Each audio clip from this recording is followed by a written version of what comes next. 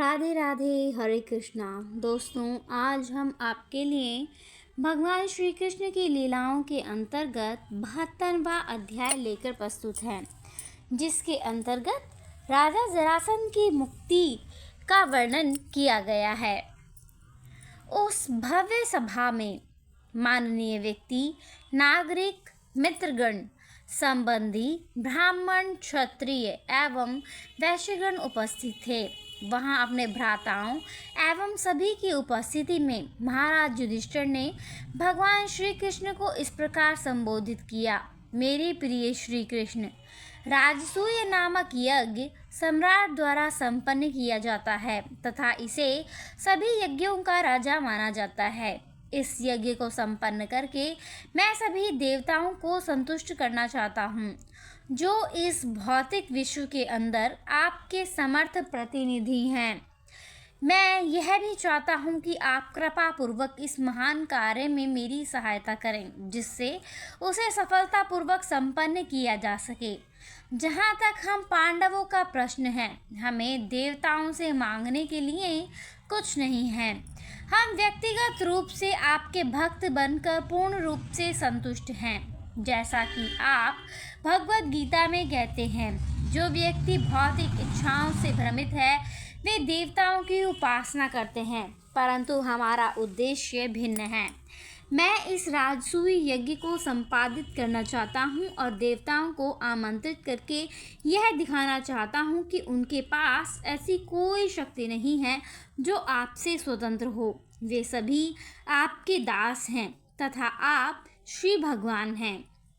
ज्ञान के अभाव वाले मूर्ख व्यक्ति आपको सामान्य मानव मात्र मानते हैं। कभी कभी वे आप में दोष निकालने का प्रयत्न करते हैं तथा कभी कभी वे आपको बदनाम करना चाहते हैं। अतः मैं यह राजसूय यज्ञ संपन्न करना चाहता हूँ। मैं श्री ब्रह्मा जी, शिव जी, स्वर्ग लोकों के अन्य सभी प्रमुख देवताओं को आमंत्रित करना चाहता हूँ।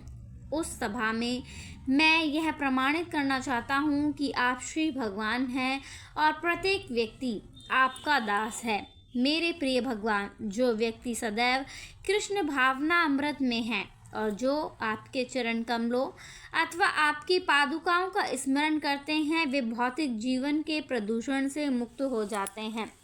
जो व्यक्ति पूर्ण रूपेण कृष्ण भावनामृत में आपकी सेवा में संलग्न हैं, जो व्यक्ति केवल आपका चिंतन करते हैं अथवा जो आपके सम्मुख प्रार्थनाएं अर्पित करते हैं, वे विशुद्ध आत्माएं हैं। सदैव कृष्ण भावनामृत सेवा में संलग्न होने के कारण ऐसे व्यक्ति जन्म और मृत्यु के चक्र से मुक्त हो जाते हैं। वे भौतिक ऐश्वर्यों का भोग करने अथवा भौतिक जीवन के इस बंधन से मुक्त होने की भी कामना नहीं रखते। उनकी कामनाएं कृष्ण भावना भावित कार्यों से पूर्ण हो जाती हैं। जहाँ तक हमारा प्रश्न है, तो हम आपके चरण कमलों में पूर्णतया समर्पित हैं तथा आपकी कृपा से आपको व्यक्तिगत रूप से देख पाने के भाग्यशाली हैं। अतः स्वाभाविक रूप से भौतिक ऐश्वर्यों की इच्छा हम में नहीं है। वैदिक ज्ञान का निर्णय है कि आप श्री भगवान हैं। मैं इस तथ्य को स्थापित करना चाहता हूँ तथा मैं विश्व को यह दिखाना चाहता हूँ कि आपको श्री भगवान के रूप में स्वीकार करने और साधारण व्यक्ति के रूप में स्वीकार करने में कितना अंतर है। मैं विश्व को दिखाना चाहता हूँ कि कोई व्यक्ति आपके चरण कमलों की शरण लेने मात्र से जीवन की सर्वोच्च पूर्णता प्राप्त कर सकता है। ठीक उसी प्रकार जैसे जड़ों में पानी देने से वह एक वृक्ष की शाखाओं, टहनियों, पत्तियों और फूलों को संतुष्ट कर सकता है। अतः यदि कोई व्यक्ति कृष्ण भावना अमृत को ग्रहण कर ले तो उसका जीवन भौतिक एवं आध्यात्मिक दृष्टि से पूर्ण हो जाता है। इसका यह अर्थ नहीं है कि आप कृष्ण भक्त के पक्षपाती हैं तथा अभक्त के प्रति उदासीन हैं। आप सभी के लिए एक समान हैं। यह आपकी घोषणा है। आप एक व्यक्ति का पक्षपात करके दूसरों से उदासीन नहीं हो सकते, क्योंकि परमात्मा के रूप में आप सभी में विद्यमान हैं तथा प्रत्येक व्यक्ति को उसके सकाम कर्मों का फल देते हैं। आप प्रत्येक जीवात्मा को उसकी इच्छा अनुसार इस भौतिक जगत का रसास्वादन करने का अवसर देते हैं। परमात्मा होने की वजह से आप जीवात्मा के साथ शरीर में विद्यमान हैं तथा जीवात्मा को उसके अपने कार्यों का फल देते हैं। साथ ही कृष्ण भावनामृत को विकसित करके अपनी भक्ति करने का सुअवसर भी देते हैं। आप स्पष्ट रूप से घोषित करते हैं कि सभी अन्य धर्मों को त्याग कर हमें आपके प्रति समर्पित होना चाहिए। आप आगे घोषणा करते हैं कि कोई अन्य सभी कर्मों का त्याग करके आपके प्रति समर्पित होता है तथा उसका उत्तरदायित्व लेंगे तथा सभी पाप कर्मों के परिणामों से उसे मुक्त कर देंगे। आप कल्प वृक्ष की भांति हैं जो मनोवांछित वर देता है। हर व्यक्ति सर्वोच्च सिद्धि प्राप्त करने के लिए स्वतंत्र है, परंतु यदि कोई उसकी इच्छा न करे तो आपके द्वारा उसे कोई छोटा वर प्रदान करना पक्षपात नहीं है। महाराज युधिष्ठिर का यह कथन सुनकर भगवान श्री कृष्ण ने इस प्रकार उत्तर दिया। मेरे प्रिय महाराज युधिष्ठिर, हे शत्रुओं के हंता, हे आदर्श न्याय के प्रतिरूप, राजसूय यज्ञ को संपन्न करने के आपके निर्णय का मैं पूर्ण रूप से समर्थन करता हूँ। इस महायज्ञ का संपादन करके मानव सभ्यता के इतिहास में आपका शुभ नाम सदैव स्थापित रहेगा। मेरे प्रिय राजा, मैं आपको सूचित करता हूँ कि मुझ सहित आपके रिश्तेदारों एवं मित्रों, सभी महर्षियों, आपके पूर्वजों एवं देवताओं की यह इच्छा है कि आप इस यज्ञ को संपन्न करें तथा मेरा विचार है कि उससे प्रत्येक जीवात्मा को संतोष प्राप्त होगा, चूँकि यह आवश्यक है। अतः मैं आपसे निवेदन करता हूँ कि सर्वप्रथम आप विश्व के सभी राजाओं पर विजय प्राप्त करें और इस महायज्ञ को संपन्न करने के लिए सभी आवश्यक सामग्री एकत्रित कर लें। मेरे प्रिय महाराज युधिष्ठिर, आपके चारों भ्राता वरुण, इंद्र इत्यादि जैसे महत्वपूर्ण देवताओं के प्रत्यक्ष प्रतिनिधि हैं। ऐसा कहा जाता है कि भीम वरुण के द्वारा उत्पन्न हुए थे, अर्जुन इंद्रदेव के द्वारा उत्पन्न हुए थे, जबकि महाराज युधिष्ठिर यमराज के द्वारा उत्पन्न हुए थे। आपके भ्राता महान वीर हैं तथा आप अत्यंत पुण्यवान एवं आत्म संयमित राजा हैं, इसलिए धर्मराज के नाम से जाने जाते हैं। मेरे प्रति भक्ति में आप सब इतने योग्य हैं कि अपने आप ही आप मेरे प्रतिद्वंदी बन गए हैं। भगवान श्री कृष्ण ने महाराज युधिष्ठिर को बताया कि वह उस व्यक्ति के प्रेम से पराजित हो जाते हैं जिसने अपनी इंद्रियों को जीत लिया है। जिसने इंद्रियों को नहीं जीता है वह श्री भगवान पर कैसे विजयी हो सकता है। भक्ति का यही रहस्य है। इंद्रियों को जीतने का अर्थ है कि उनको भगवान की सेवा में निरंतर लगा देना। वल्लभ भाइयों का विशेष गुण था कि वे सदैव अपने इंद्रियों को भगवान की सेवा में लगाए रखते थे। जो व्यक्ति इस प्रकार अपने इंद्रियों को लगाए रखता है वह विशुद्ध हो जाता है तथा विशुद्ध इंद्रियों से भगवान की वास्तविक सेवा करता है। अतः प्रेममयी दिव्य सेवा के द्वारा भक्त भगवान पर विजय प्राप्त कर सकता है। भगवान श्री कृष्ण ने आगे कहा, ब्रह्मांड के तीनों लोकों में शक्तिशाली देवताओं सहित ऐसा कोई नहीं है जो मेरे भक्तों को इन 6 ऐश्वर्यों में पराजित कर दे। ये ऐश्वर्य इस प्रकार हैं: धन, शक्ति, प्रतिष्ठा, सौंदर्य, ज्ञान तथा वैराग्य। अतएव यदि तुम्हें सांसारिक महाराजाओं को जीतना है तो उनके द्वारा विजयी होने की तनिक भी संभावना नहीं है। जब इस प्रकार श्री कृष्ण ने महाराज युधिष्ठिर को प्रोत्साहित किया तो महाराज का चेहरा दिव्य आनंद से खिलते हुए फूल की भांति चमक उठा और उन्होंने अपने छोटे भाइयों को प्रत्येक दिशा में सभी राजाओं को पराजित करने का आदेश दिया। भगवान श्री कृष्ण ने विश्व के नास्तिक दुष्टों को दंड देने एवं अपने निष्ठावान भक्तों की रक्षा करने के लिए उनके महान कार्य का पालन करने की शक्ति प्रदान की। अपने विष्णु रूप में भगवान अपने हाथों में 4 प्रकार के शस्त्र धारण करते हैं: दो हाथों में वे कमल पुष्प और शंख धारण करते हैं तथा अन्य दो हाथों में वे गदा और चक्र धारण करते हैं। गदा एवं चक्र अभक्तों के हेतु, परंतु श्री भगवान परम सत्य हैं, अतएव उनके सभी शस्त्रों का फल एक ही होता है। गदा एवं चक्र से वे नास्तिकों को दंड देते हैं, जिससे वे होश में आकर उनके समझ जाएं कि वे ही सब कुछ नहीं हैं, उनके ऊपर श्री भगवान हैं।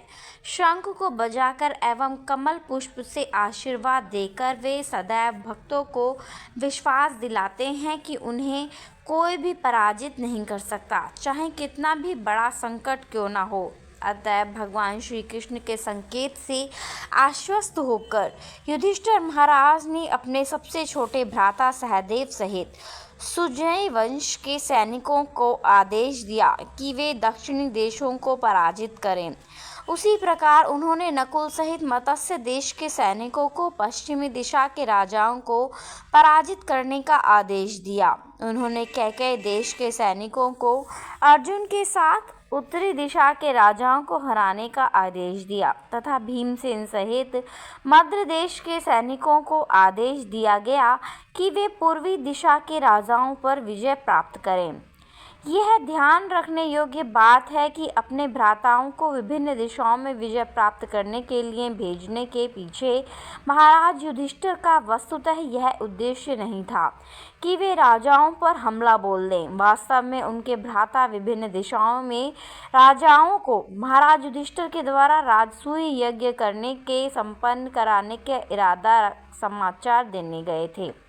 इस प्रकार राजाओं को यह सूचित किया गया कि यज्ञ को पूरा करने के लिए उन्हें कर देना पड़ेगा। राजा युधिष्ठिर को कर देने का यह अर्थ होता था कि यह राजा ने उनकी अधीनता स्वीकार कर ली है। इस प्रकार का कार्य करने के लिए किसी राजा द्वारा अस्वीकृति की स्थिति में युद्ध अवश्य भावी होता था। अतः उनकी शक्ति एवं प्रभाव के द्वारा उनके भ्राताओं ने विभिन्न दिशाओं के राजाओं को पराजित कर दिया तथा उन्होंने पर्याप्त धन एवं उपहार एकत्रित कर लिए, जिन्हें लाकर महाराज युधिष्ठिर के सम्मुख प्रस्तुत किया गया। तथापि जब महाराज युधिष्ठिर ने सुना कि मगध के राजा जरासंध ने उनके प्रभुत्व को स्वीकार नहीं किया है, तो वे अत्यंत उद्विग्न हो उठे। महाराज युधिष्ठिर की उद्विग्नता देखकर भगवान श्री कृष्ण ने राजा जरासंध को पराजित करने के लिए उद्धव द्वारा निर्मित योजना की जानकारी दी। भीमसेन, अर्जुन तथा भगवान श्री कृष्ण जरासंध की राजधानी गिरिव्रज के लिए ब्राह्मणों की वेशभूषा में एक साथ निकल पड़े। श्री कृष्ण के हस्तिनापुर जाने के पूर्व उद्धव ने यह योजना बनाई थी और अब उसे व्यवहारिक रूप दिया गया। राजा जरासंध एक कर्तव्यपरायण गृहस्थ था तथा वह ब्राह्मणों का अत्यंत आदर करता था। वह एक महान योद्धा क्षत्रिय राजा था, किंतु वैदिक आदेशों की कभी भी उपेक्षा नहीं करता था। वैदिक आदेशों के अनुसार ब्राह्मणों को अन्य सभी जातियों का गुरु माना जाता था। श्री कृष्ण, श्री अर्जुन एवं श्री भीमसेन वास्तव में क्षत्रिय थे, परंतु उन्होंने स्वयं ब्राह्मण का रूप धारण किया और वे उस राजा जरासंध के पास गए जो ब्राह्मणों का आदर सत्कार करने वाला एवं दान देने वाला था।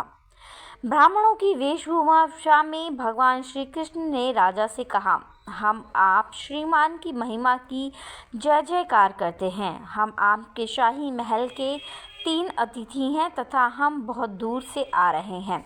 हम आपसे दान मांगने आए हैं तथा हमें आशा है कि आप हमें वह सब कुछ देंगे जो हम आपसे मांगेंगे। हमें आपके अच्छे गुणों के विषय में ज्ञान है। वह व्यक्ति जो सहनशील होता है वह कुछ भी सहने के लिए तत्पर रहता है, चाहे वे कितनी भी दुखद स्थिति में क्यों न हो। जिस प्रकार अपराधी कितने भी निकृष्ट कार्य कर सकता है, उसी प्रकार आपके समान दानी पुरुष किसी के द्वारा मांगने पर कुछ भी दे सकता है। आपके जैसे महान व्यक्ति के लिए रिश्तेदारों एवं गैरों में कोई अंतर नहीं। एक सुप्रसिद्ध व्यक्ति अपनी मृत्यु के पश्चात भी सदैव जीवित रहता है। अतएव कोई व्यक्ति जो ऐसे कार्यों को करने के लिए पूर्ण रूपेण उपयुक्त और सुयोग्य है, जो उसके अच्छे नाम को अमर कर सकते हैं, किंतु तिस पर भी वह ऐसा नहीं करता तो महान व्यक्तियों की दृष्टि में वह निकृष्ट बन जाता है। ऐसे व्यक्ति की उपयुक्त निंदा नहीं की जा सकती और दान देने में उसकी अस्वीकृति जीवन भर के लिए शोचनीय है। आप श्रीमान ने हरिश्चंद्र, रंतिदेव और मृदुल के जो धान के खेतों से चुने गए अन्न खाकर जीवित रहते थे, तथा महाराज शिभी, जिन्होंने अपने शरीर से मांस देकर एक कबूतर के प्राणों की रक्षा की थी, जैसे दानियों के विषय में सुना होगा। इन महान व्यक्तियों ने इस अस्थायी और नाशवान शरीर को मात्र त्याग कर अमर प्रसिद्धि प्राप्त कर ली है। इस प्रकार ब्राह्मण के वेश में श्री कृष्ण ने जरासंध को सूचित किया कि कीर्ति अविनाशी है, परंतु यह शरीर नाशवान है। यदि कोई व्यक्ति अपने नाशवान शरीर को त्याग कर अविनाशी नाम और कीर्ति प्राप्त कर लेता है, तो मानव सभ्यता के इतिहास में वह सम्मानित व्यक्ति बन जाता है। जब ब्राह्मण के वेश में श्री अर्जुन एवं श्री भीम के साथ श्री कृष्ण बोल रहे थे, तब जरासंध ने ध्यान दिया कि वे दोनों ब्राह्मण नहीं लग रहे हैं। धनुष उठाने की वजह से उनके कंधों पर दबाव के निशान थे। उनके शरीर सुडौल थे तथा उनकी वाणी गंभीर एवं प्रभावशाली थी। अतः उसने दृढ़तापूर्वक निष्कर्ष निकाला, वे ब्राह्मण नहीं अपितु क्षत्रिय थे। किंतु वे ब्राह्मणों की भांति भिक्षा मांगने उसके द्वार पर आए थे। अतः उसने निश्चय किया कि उनके क्षत्रिय होते हुए भी वह उनकी इच्छाओं की पूर्ति करेगा। उसने ऐसा इसलिए सोचा क्योंकि इस प्रकार उसके सम्मुख प्रकट होकर भिक्षा मांगने से ही उनकी स्थिति नष्ट हो चुकी थी। इस प्रकार परिस्थितियों में उसने सोचा, मैं उन्हें कुछ भी देने को तैयार हूँ। यदि वे मेरे शरीर को भी मुझसे मांगेंगे तो उन्हें उसे देने में भी जरा नहीं हिचकूंगा। इस संदर्भ में वह बलि महाराज के विषय में सोचने लगा। ब्राह्मण के वेश में विष्णु बलि के सम्मुख प्रकट हुए और उनका सारा ऐश्वर्य तथा राज्य छीन लिया। उन्होंने इंद्र के लाभ के लिए ऐसा किया, क्योंकि बलि महाराज द्वारा परास्त होने पर वह राज्य विहीन हो गया था। यद्यपि बलि महाराज को धोखा दिया गया था, तथापि जो सर्वस्व दान में दे सकता था, ऐसे महान भक्त के रूप में आज उनकी ख्याति का यशगान तीनों लोकों में किया जाता है। बलि महाराज ने अंदाज लगा लिया था कि वह ब्राह्मण स्वयं श्री विष्णु हैं और इंद्रदेव की ओर से उसके ऐश्वर्य को लेने मात्र के लिए आए हैं। बलि के गुरु महाराज और पारिवारिक पुजारी शुक्राचार्य ने अनेकानेक बार इस विषय में चेतावनी दी, तो भी ब्राह्मण ने जो कुछ मांगा, बलि ने वह सब दान में दे दिया और अंत में उसने उस ब्राह्मण को अपना सर्वस्व दे दिया। जरासंध ने सोचा, यह मेरा दृढ़ संकल्प है। यदि इस नाशवान शरीर को त्याग कर मैं अमर प्रसिद्धि प्राप्त कर सकता हूँ, तो मुझे उस उद्देश्य के लिए कार्य करना चाहिए। उस क्षत्रिय के जीवन की अवश्य निंदा की जाती है जो ब्राह्मण के कल्याण के लिए नहीं जीता। वास्तव में ब्राह्मणों को दान देने में जरासंध अत्यंत उदार था। अतः उसने श्री कृष्ण, श्री भीम एवं श्री अर्जुन को सूचित किया, मेरे प्रिय ब्राह्मणों, तुम मेरे पास से जो चाहें वह मांग सकते हो। यदि जो तुम चाहो तो तुम मेरा सर भी ले सकते हो, मैं उसे देने के लिए तैयार हूँ। इसके पश्चात श्री कृष्ण ने जरासंध को इस प्रकार संबोधन किया, प्रिय राजन, कृपया ध्यान दीजिए कि हम वास्तव में ब्राह्मण नहीं हैं, न ही हम धन धान्य मांगने आए हैं। हम क्षत्रिय हैं। हम आपसे एक द्वंद्व युद्ध की मांग करने आए हैं। हमें आशा है कि आप हमारे प्रस्ताव को स्वीकार करेंगे। आप ध्यान कर सकते हैं कि यहाँ पर पांडु के द्वितीय पुत्र भीमसेन एवं तृतीय पुत्र अर्जुन भी उपलब्ध हैं। जहाँ तक मेरा प्रश्न है, तो तुम्हें ज्ञात होना चाहिए कि मैं तुम्हारा पुराना शत्रु एवं पांडवों का भाई कृष्ण हूँ। जब भगवान श्री कृष्ण ने अपनी वास्तविकता बतलाई तो राजा जरासंध जोर जोर से हंसने लगा और फिर अत्यंत क्रोध एवं गंभीर ध्वनि में उसने चिल्लाकर कहा, मूर्खों, यदि तुम मुझसे लड़ना चाहते हो तो मैं तुम्हारा निवेदन स्वीकार करता हूँ, परंतु कृष्ण, मैं जानता हूँ कि तुम कायर हो। मैं तुमसे युद्ध करने से इनकार करता हूँ क्योंकि तुम मुझसे लड़ते समय घबरा जाते हो। मेरे डर से तुमने अपने शहर मथुरा को भी छोड़ दिया था और अब तुमने सागर के भीतर शरण ली है। अतः मैं तुमसे युद्ध करने से इनकार करता हूँ। जहाँ तक भीमसेन का प्रश्न उठता है, मैं सोचता हूँ कि मुझसे लड़ने के लिए वह उपयुक्त प्रतिस्पर्धा है। इस प्रकार बोलने के बाद राजा जरासंध ने तत्काल ही एक बहुत भारी गदा भीमसेन को दी तथा स्वयं एक दूसरी गदा ले ली तथा वे सभी युद्ध करने के हेतु शहर की सीमा के बाहर गए। भीमसेन तथा राजा जरासंध युद्ध करने में संलग्न हो गए और शक्तिशाली गदाओं से बिजली के समान वे जोर जोर से एक दूसरे पर वार करने लगे। वे दोनों ही युद्ध के लिए उत्सुक थे। वे दोनों ही गदाओं से युद्ध करने की कला में सुनिपुण थे। एक दूसरे पर वार करने की उनकी तकनीक इतनी सुंदर थी कि उन्हें देखकर ऐसा लगता था कि दो नट मंच पर नृत्य कर रहे हैं। जब जरासंध और भीमसेन की गदाएं जोर से टकराती तो उनके द्वारा उत्पन्न ध्वनि दो योद्धा हाथियों की विशाल दांतों की टक्कर के समान अथवा तूफान में चमकती हुई बिजली के समान प्रतीत होती। जब गन्ने के खेत में दो हाथी युद्ध करते हैं तो प्रत्येक हाथी गन्ने के तने को लेकर अपनी सूंड में उसे पकड़कर एक दूसरे पर आक्रमण करता है। प्रत्येक हाथी अपने शत्रु के कंधों, भुजाओं, हंसलियों, झांकती जंघाओं, कमर तथा पैरों पर प्रहार करता है। इस प्रकार गन्ने के तने चकनाचूर हो जाते हैं। उसी प्रकार जरासंध तथा भीमसेन के द्वारा प्रयुक्त गदाएं टूट चुकी थीं। अतः दोनों शत्रु अपनी शक्तिशाली भुजाओं से युद्ध करने के लिए तैयार हो गए। जरासंध और भीमसेन दोनों क्रोधित थे और अपनी मुट्ठियों में एक दूसरे पर प्रहार करने लगे। उनकी मुट्ठियों का टकराव लोहे की सलाखों के भिड़ने अथवा बिजली की कड़कड़ाहट के समान प्रतीत होता था। उनको देखकर ऐसा प्रतीत होता था कि दो हाथी युद्ध कर रहे हैं। दुर्भाग्य से वे आपस में किसी को भी पराजित नहीं कर पाए क्योंकि दोनों युद्ध कला में निपुण थे। दोनों की शक्तियाँ एक समान थी तथा युद्ध की तकनीक भी एक समान थी। ना तो जरासंध ही ना ही भीमसेन युद्ध में पराजित हुए और ना ही उन्होंने किसी थकावट का अनुभव किया। यद्यपि वे निरंतर एक दूसरे पर प्रहार करते रहे।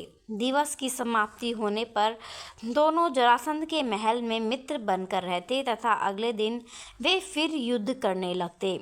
इस प्रकार लड़ते लड़ते उन्होंने 27 दिन व्यतीत किए। 28वें दिन भीमसेन ने श्री कृष्ण से कहा, मेरे प्रिय कृष्ण, मुझे निसंकोच स्वीकार करना चाहिए कि मैं जरासंध को पराजित नहीं कर सकता। किंतु श्री कृष्ण जरासंध के जन्म के रहस्य के विषय में जानते थे। जरासंध 2 भागों में एवं 2 माताओं से उत्पन्न हुआ था। जब उसके पिता ने देखा कि वह शिशु बेकार है तो उसने दोनों भागों को जंगल में फेंक दिया, जिन्हें बाद में जरा नामक डाइन ने खोज निकाला। ऊपर से नीचे तक उस शिशु के दोनों भागों को जोड़ने में वह सफल हो गई। श्री कृष्ण को भी यह ज्ञात था कि उसे किस प्रकार मारा जा सकता है।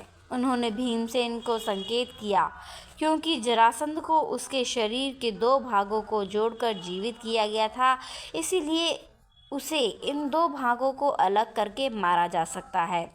अतः श्री कृष्ण ने अपनी शक्ति को भीम के शरीर में स्थानांतरित कर दिया और उन्हें उस विधि के विषय में सूचित किया जिसके द्वारा जरासंध को मारा जा सकता है। तुरंत ही श्री कृष्ण ने वृक्ष से एक टहनी तोड़ी और उसे पकड़कर 2 हिस्सों में कर दिया। इस प्रकार श्री कृष्ण ने भीमसेन को संकेत किया कि किस प्रकार जरासंध को मारा जा सकता है। भगवान श्री कृष्ण सर्वशक्तिमान हैं तथा यदि वे किसी व्यक्ति को मारना चाहते हैं तो कोई भी व्यक्ति नहीं बच सकता उससे।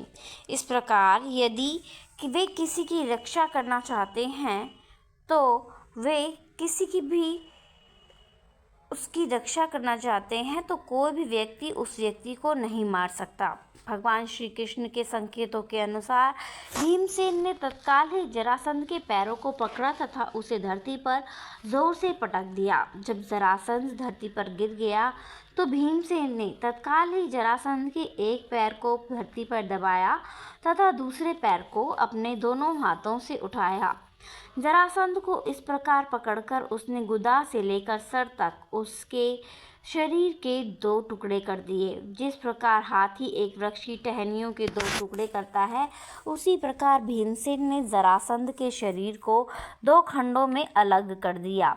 समीप खड़े हुए प्रेक्षकों ने देखा कि जरासंध का शरीर अब 2 भागों में विभाजित हो गया है, जिसकी वजह से प्रत्येक भाग में एक पैर, एक जांघ, एक अंड, एक वक्ष, आधी रीढ़ की हड्डी, आधी छाती, एक हंसली, एक भुजा, एक आँख, एक कान तथा आधा चेहरा था।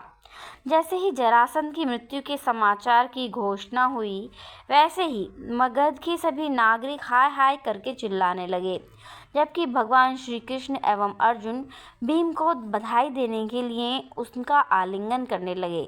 यद्यपि जरासंध की मृत्यु हो चुकी थी, किंतु न तो श्री कृष्ण ने न दोनों पांडव भ्राताओं ने उस सिंहासन की मांग की। जरासंध को मारने का उद्देश्य सांसारिक शांति में उत्पन्न बाधा को रोकना था। असुर सदैव ही बाधा उत्पन्न करते हैं, जबकि देवता सदैव जगत में शांति बनाए रखने का प्रयत्न करते हैं।